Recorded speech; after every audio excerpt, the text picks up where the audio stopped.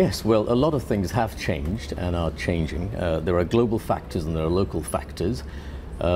Just looking at local factors in South Africa, the IMF Economic Outlook paper that came out this week, one of its 3 chapters is dedicated to the importance of policy anchoring and expectations anchoring for emerging markets. You could be South Africa and Indonesia, and your financials can be similar, but one country gets more kudos from markets because of the way they've anchored policy and how they've anchored expectations. And South Africa, together with Turkey, are at the bottom of the ladder when it comes to policy credibility. I remember in December 2015, they had 3 finance ministers over a span of 4 days. And so while we welcome the appointment of the new finance minister, credibility is not built on a day. It needs a bit of time, and I think that is something they need to be mindful of. Central bank communication, transparency, policy direction, those are at this stage of the cycle a lot more important than all the economic factors that affect emerging markets. I find it interesting that you put South Africa and Turkey in the same camp there, and specifically, I guess, on the policy credibility point. And in that sense, on both sides, there's some markets are clearly facing some issues, believing the rhetoric that comes out of Mr. Erdogan, or he himself keeps changing the rhetoric.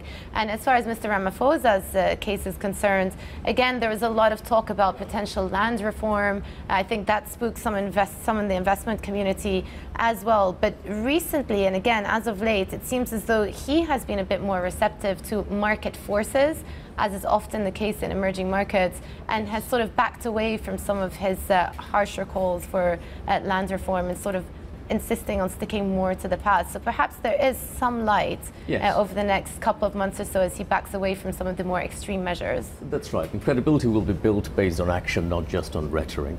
And both Turkey and South Africa are moving in the right direction. But I look at Indonesia, for example, with much worse economics in terms of external exposure to short-term funding, foreigners holding their assets and so on.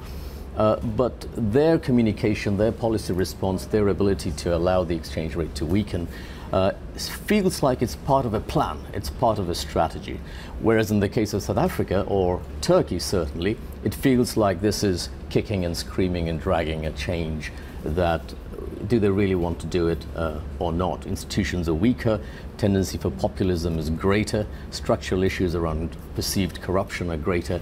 So I take your point, but I mean, we've all heard the story out of Indonesia in recent years, and the narrative was that you were seeing the fiscal deficit attack, that the country was getting itself into a better position. Yes. And here we have an emerging market swoon, and what happens? Investors question all the dynamics again and say Indonesia has not done enough of the hard work, and it therefore deserves to see some outflows. So what's changed? I don't think anything's really changed over the last 5 years, and whether you have credibility or not may count a little bit around what your yield will do and whether there's a willingness to invest.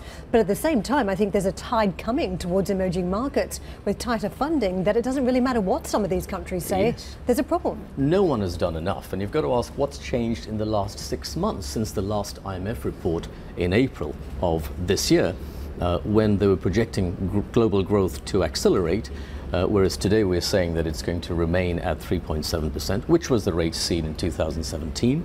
And this is the rate that's now expected to remain for the next at least 2 to 3 years, with the balance of risks on the downside. A lot has happened. There's the trifecta of issues: dollar funding, trade war, and oil. Different emerging economies are affected differently by these 3 factors, but it's very difficult to find even one country that has not been affected by any one of those factors. It is an important point, though, to talk about why there hasn't been a change. I mean, I was in Indonesia, say, about 8 or so years ago, and there was certainly plenty of appetite to change. Yes. We saw the banks trying to improve their lending conditions, also broaden out their remit to sort of take advantage of the tide of lending that was happening across quite a sort of immature population that was starting to take on financial products. You had a government that wanted to make enormous strides towards growth and shoring up some of the weaknesses it had in the economy. Why has nothing changed? I wouldn't say nothing has changed. I think the banks are in much better position today than they were at the time of the taper tantrum, for example, 4 years ago. They are expanding the financial sector. There's a lot more work done on inclusion.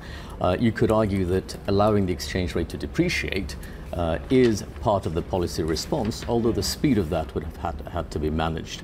On a backdrop when 10-year US Treasuries is all over the place. That is the nominal anchor of the world, and 10-year Treasury rates has halved and doubled in just the last 4 years. So lots of displacement at the global level. Indonesia also has an export basket that's dependent on China. So it's sort of stuck in a pincer movement between its exports being imperiled and its cost of funds potentially going up. Hey everybody, it's Hadley Gamble from our new CNBC Middle East Bureau in Abu Dhabi. Thanks for stopping by. Now to watch more, you can try one of the videos that just popped up on your screen. And don't forget to subscribe.